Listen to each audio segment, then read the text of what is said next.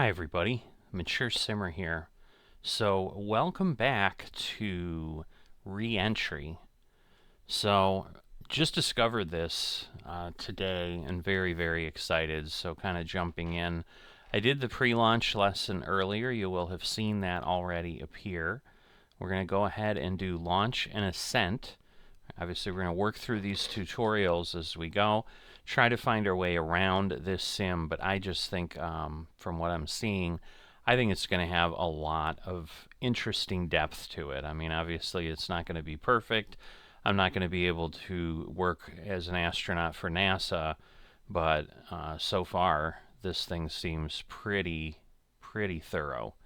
So let's see. Tutorial 2, Launch and Ascent. In this lesson, we will go through all the steps required for launch and ascent.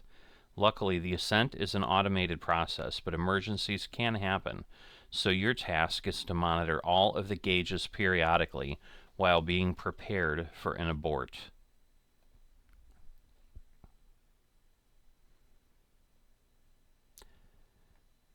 So,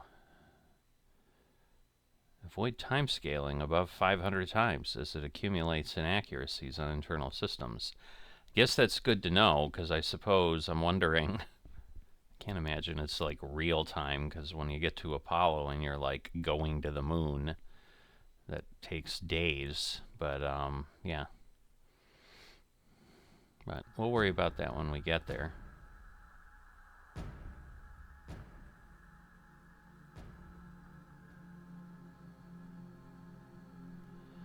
Alright.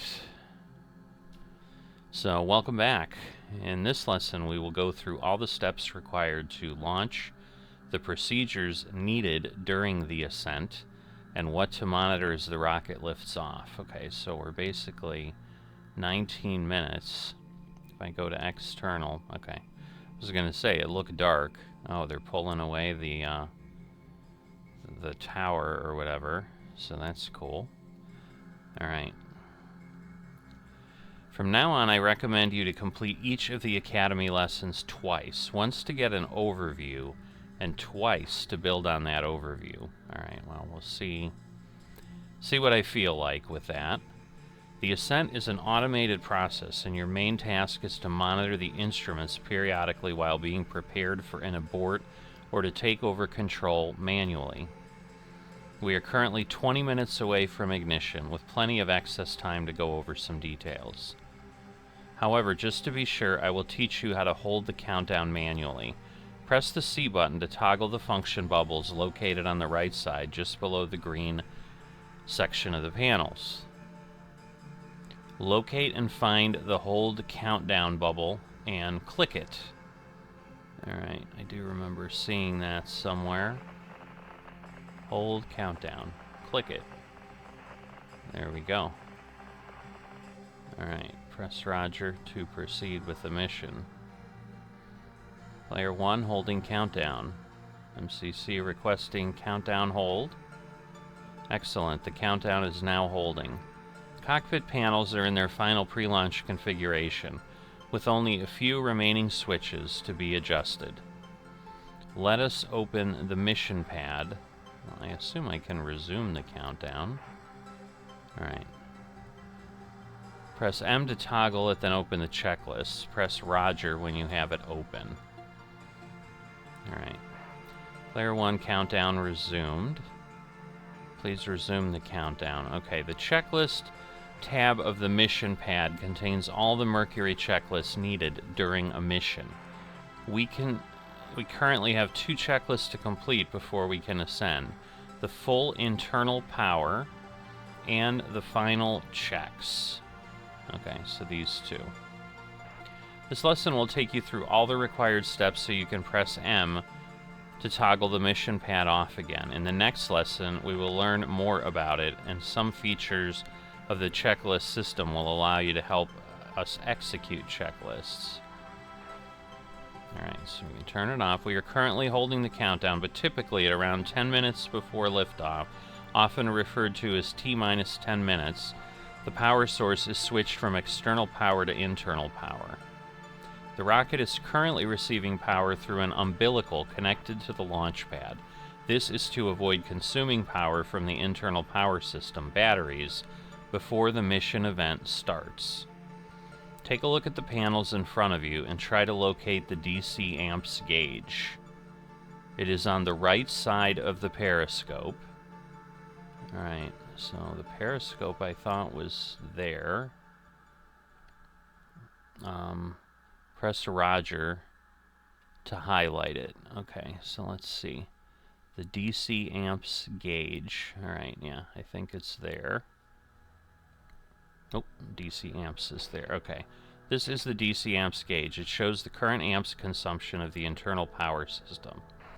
On the left side of the DC amps gauge, you can find the DC volts gauge. Okay, that's what I was looking at. This shows the volts of the internal power system. Alright, below the two gauges you will find the DC selector. This is used to select between the DC volts and DC amps gauge is showing. Set this to 1 by left-clicking on it. Okay, below the two gauges you can find... Oh, okay, I already did that. The DC amps and DC volts gauge is now showing the current volts of battery 1 and the current load on battery 1. The blockhouse, a block that controls the launch located on the current launch complex, will soon switch to internal power. During the power transition, it is important to monitor the DC amps and DC volts gauge. Set the DC selector back to M by right-clicking on it once. This monitors the capsule's main electrical bus. More on this in the electrical power system lesson. Now observe the DC amps and DC volts when pressing Roger to let the blockhouse know you are ready to switch to internal power. Excellent. The main bus is now handling the load from all the onboard equipment. The main bus voltages should be around 23 to 27 volts, okay, and the consumption of 20 to 40 amps. Alright, so we do have that. You have now checked the main bus voltage and loads. Let us check the load of battery 1. Set the DC selector to 1. Alright, this means battery 1. It should read 23 to 27 volts and amps 10 to 20. Check battery 2 as well. Okay, it should also read about 23, 27 volts and amps 10. Check battery 3 as well. Alright. The standby 1, standby 2, and ISO are currently not having any loads, so amps should be 0. However, they should have volts. Let us check. Set the DC selector to standby 1. Alright, but yes, no amps. SBY1 stands for standby battery 1, one of our 2 backup system batteries. Check that its voltage is between 23 and 27 volts. Then set DC selector to standby 2. Standby 2 selects for standby battery 2, one of our 2 backup system batteries. Check that its voltage is between 23 and 27 VDC. Then set the selector to ISO. ISO stands for isolated battery and is mainly used to power something called the squibs. We will cover the squibs later. For now, ensure that the isolated battery has a voltage of 29 VDC. Set the DC selector back to main. Excellent. We have now made a full electrical bus check after the switch to internal power. Everything is looking good. This is also something you need to do periodically during the ascent. Preferable every 30 seconds. Wow. Okay. The switch to full internal power should happen 10 minutes before ignition to avoid excess consumption of mission-critical battery power. We do not want to run out of power in space. I will now teach you how to resume the countdown again. Press C to toggle the function bubbles located in the resume countdown button and press it to resume the countdown. Well, we already had done that because I didn't want to wait. You can use the alpha keys to timescale. Next, we will use the 1 normal time, 2 2-time scale, 3 5-time scale, etc. to timescale to T to 5 minutes before launch. We typically use timescale to reduce waiting time. The feature is available during a mission except during powered or critical mission phase such as Ascent and Reentry. You can always press 0 to pause the game. Try to time scale to 2 by pressing 2, then return to 1. Alright, time scale 2, and then we return to 1. Okay. Time scale to T-minus 5 minutes. Avoid using more than 20 times time scale on the launch pad, as you might miss important steps. Okay, so if we do that and we get ourselves to T-minus 5. Alright, what's 4? Alright, 4 is 10.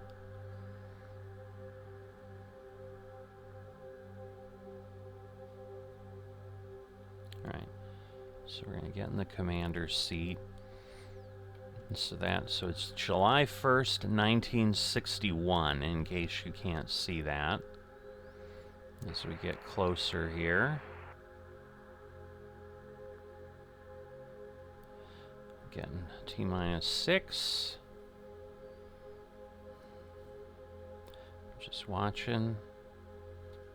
Alright, T-minus 5. There we go.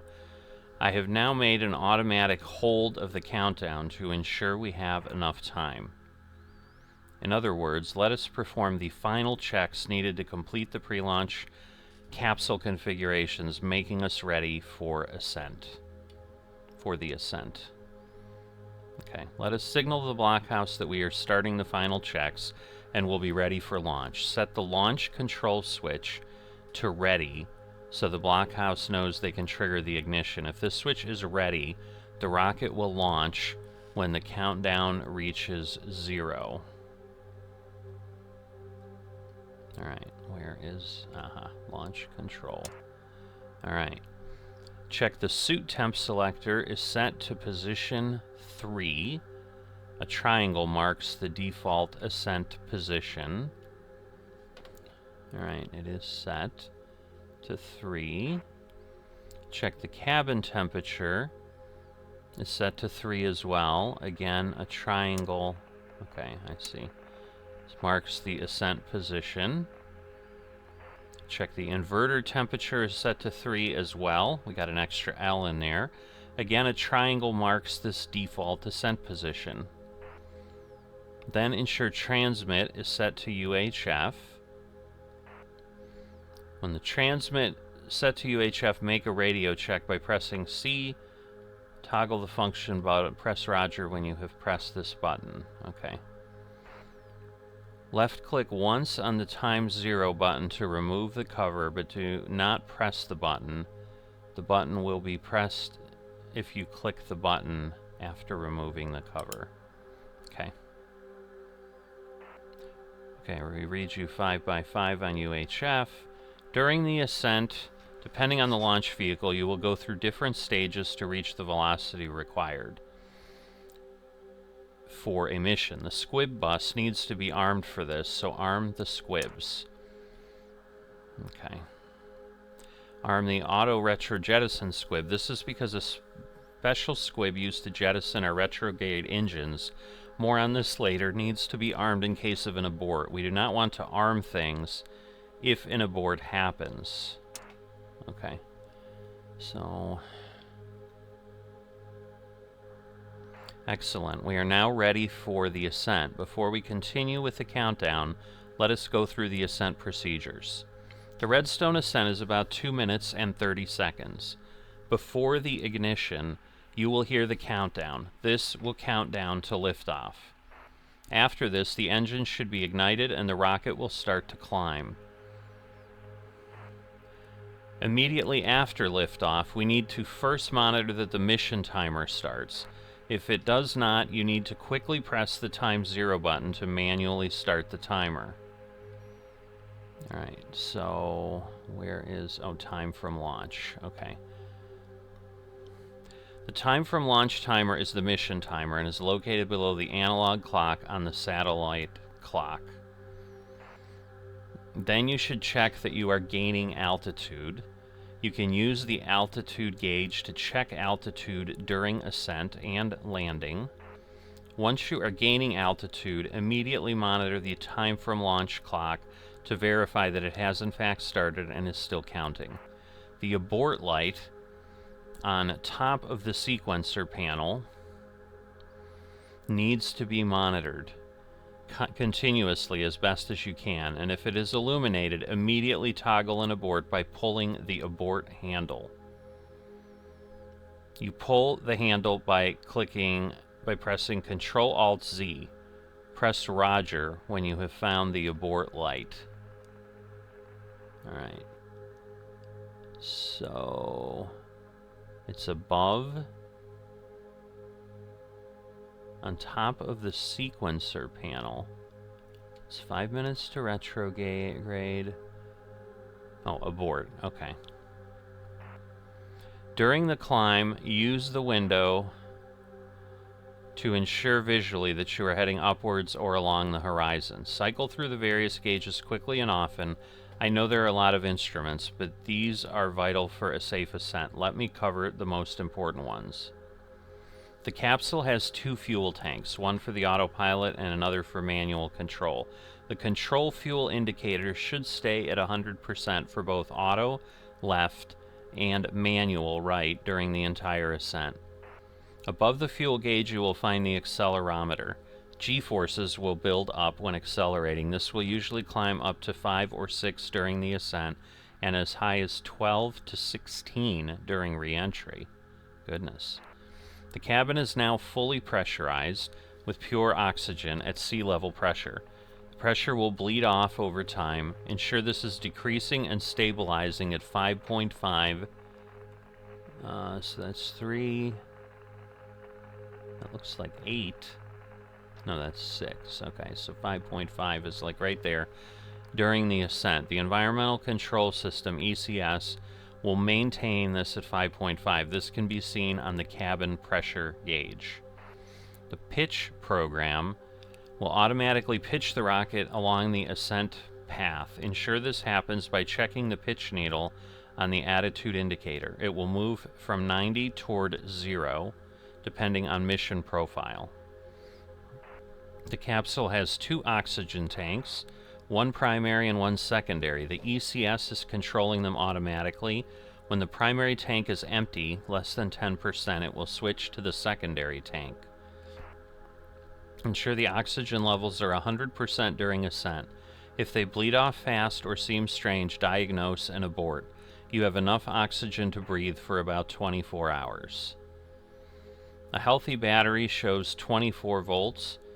As we did during the internal power electrical check, select what battery to monitor using the DC selector. The DC volts can be on the selected system will be visible on the DC volts gauge. Cycle through the volts of all the batteries to ensure they are all above 24. Check that the altitude is increasing when you are below 100,000 feet. Again, it is important to monitor this right after liftoff to ensure you are climbing. Check the cabin air temperature. It is measured in Fahrenheit. If it's too cold or too warm, adjust temperature settings below the hatch rightmost panel. Never exceed 120 degrees in either of the circuits. Alright, so that's the temperature. So the cabin temperature, yep, okay. The sequencer, where's the sequencer? Indicators to the left of the main panel will glow based on what stage you are in.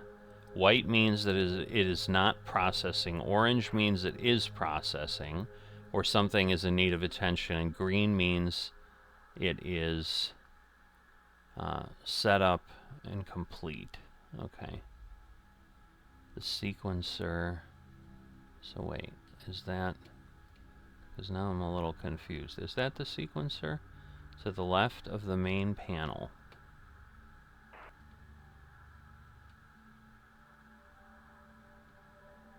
Okay. If you've done everything correctly, the rocket should be ready for ignition. To sum it all up, at liftoff, verify that the clock has started and that you are increasing in altitude. Then monitor the abort light as you cycle through the G-forces. Fuel levels, cabin pressure. So fuel levels, cabin pressure, total oxygen quantity, and main bus DC volts. I have now resumed the countdown. If you need more time, feel free to hold and resume manually. Use time scale to lift off. Alright. Interesting. So I think we're getting close. So let's see. We probably want to get in the commander's seat. It's very tempting to change things. Alright, 2 minutes.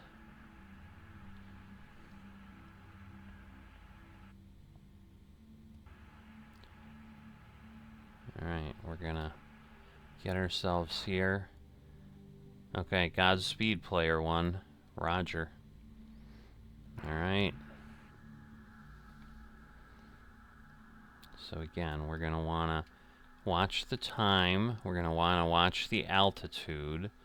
We're gonna watch our G-forces. I'm hoping they don't give us something crazy.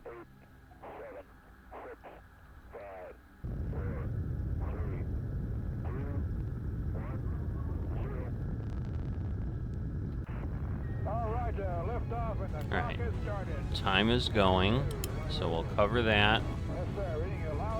Is our altitude going? Umbilical disconnect, liftoff. Immediately check, then verify if it is gaining altitude. Yes, it is. Use the window to ensure visually that you are heading upward or slowly pitching toward the horizon. So, window. It's hard to tell if we're heading upward, but okay. Monitor the key instruments. Let's take a quick round together. Alright. Check that the fuel tanks are 100. Auto and manual is set at 100. Check the G-forces should climb up to 6 Gs. Alright, which is going to be over there. Check that the cabin pressure is bleeding and eventually stopping at 5. Monitor the pitch program. It should slowly align itself toward the horizon. Check the total oxygen. Alright. So we are up. We are at 50,000 feet. Check the main DC bus and rotate the deselector every 1 minute and 30 seconds. And checking all the batteries, then return it to main. Alright, those are the standbys. Alright, and then we're back to main. Alright, check the altitude. Check the cabin air temperature, verify it's below 120. Which is 100. So yeah, I think we're good. Alright. Monitor the sequencer lights for jet tower and SEP capsule to turn green. Okay. So am I going to have to pull those? Alright, we are up here. Repeat this cycle during the ascent. Awaiting launch vehicle separation.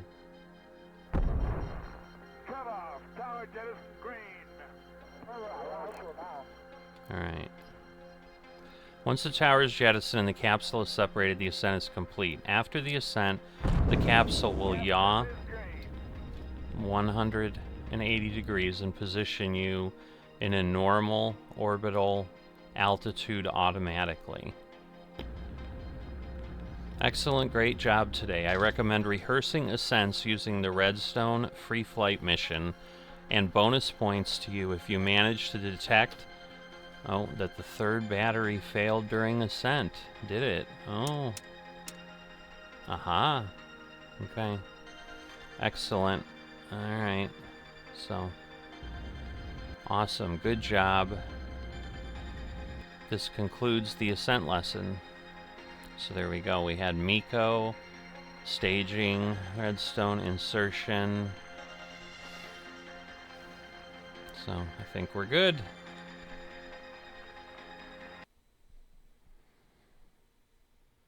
Alright, So, we have finished our second Mercury lesson. Interesting. Definitely, I mean, I'm sure it's pretty basic stuff. I mean, these were early technologies, and I mean, they were doing some crazy things. So they kept it simple for the astronauts. Hey, this is what's going to happen. This is what should be going on. So, hope you're enjoying this journey. I'm certainly am. Oh, we've spent 2 minutes in space. Look at that. Um, but we're going to keep working through this. I hope you keep following along, and hopefully it'll get really interesting over time. If you've enjoyed this but haven't dropped a like or are not a subscriber, please consider that, and I will see you next time.